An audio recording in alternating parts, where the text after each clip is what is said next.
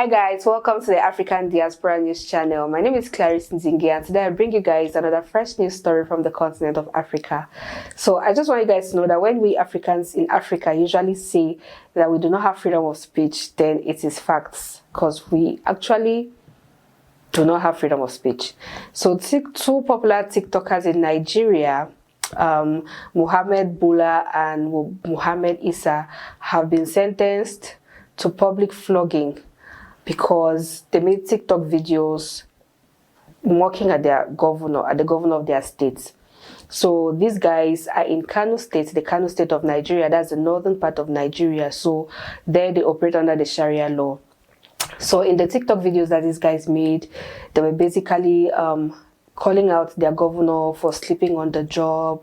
They called him out for corruption. They said, because he has been involved in a couple of corruption cases, they called him out for grabbing land from the natives and taking the money to enrich himself. Basically just called him out for corruption and for being a lazy governor and not being there for the people. So they posted the video on TikTok and they posted the video on Facebook. And after the video got viral, these two guys got arrested and they were charged with defamation of the governor. They were charged with defaming his character. So they pled guilty, and they apologized to the judge, and they were sentenced to whips, to 20 whips, and that's public flogging, 20 whips, and they were also asked to pay 10,000 naira fine. 10,000 naira is like $22 US. So yeah, that's it. So just because they made a video mocking at their governor. Now this particular governor in question, Ganduje, in 2018, a certain journalist released a video of him collecting bribe from a contractor in his state. So the video went viral and the governor came out to say that he was not the one. He actually even sued that journalist. You guys check out the video and I'll come back with the rest of the story.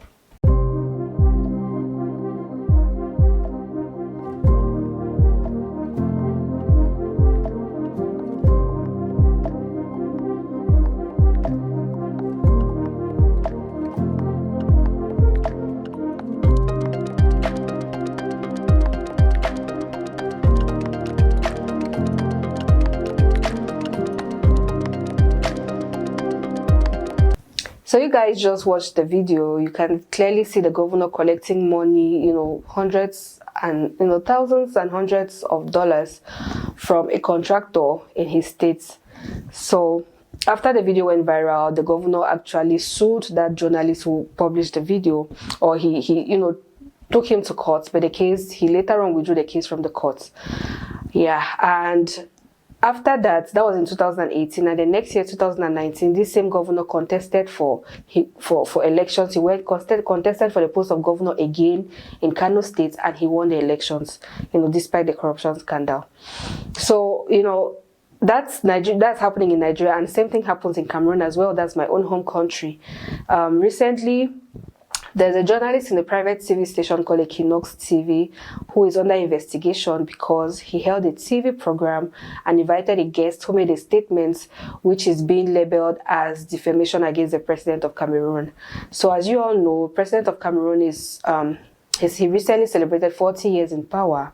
That's President Paul Biya. He recently celebrated 40 years in power, and due to that, this private TV station, they held a panel. The journalists held a panel with guests to discuss about the president's 40 years tenure, how it has been so far, the pros and cons, what he has done, what the people want him to do, and all of that. So while they were having that conversation, one of the guests on the show made a statement, and he said that President Paul Biya is the worst misfortune that has ever happened to Cameroon. And because of that statement, that is why that journalist is actually being investigated. So the Minister of Territorial Administration wrote a letter to the governor of that region where that TV station is operating and said that journalist should be investigated alongside his guests. And he said the journalist should be suspended. As we speak right now, the journalist has been suspended from his duties. He said the journalist should be suspended for bringing a guest on the show who made that kind of statement, which is defamation to the character of the president of the country. And he also called out the boss of that TV station to make sure, next time to scrutinize all those who come on his TV, to make sure that they don't come and say those kind of things. And he also said that, also called out the commission, the Council of Communication of the country, to verify, to make sure that that particular TV station should be under scrutiny, to make sure that whatever anybody comes there to say should not be in the light that is going to defame the character of the president of the country. So guys, you see this, when we Africans see videos, when I remember Donald Trump was president of America, there were a lot of videos calling him all sorts of names, a lot of videos, just basically insulting him, dragging him, mocking him, and all of that. Those are things that cannot happen in a lot of African countries, because you will be investigated, you will be dragged, you will be detained, you'll be arrested. So even journalists have a lot of limitation in operation. Like, they cannot even, go ahead to do their jobs as properly or as well as they would want to, because most of them get arrested for just doing their jobs. A lot of journalists have been arrested for just coming out, investigating stories and publishing. Like, journalists have a lot of limitations in the country because there's no freedom. Those in power do not want them to expose a lot of things, and when they do, they get in trouble. So guys, just let us know what you think about this, and you'll see me next time for another fresh news story from this part of the world.